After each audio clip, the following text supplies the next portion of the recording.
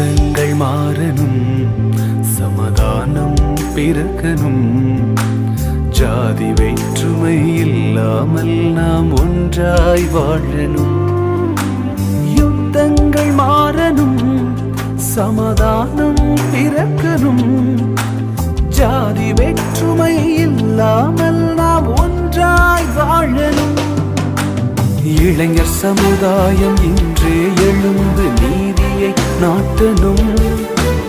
இளைஞர் சமுதாயம் இன்றே எழுந்து நீதியை நாட்டணும்.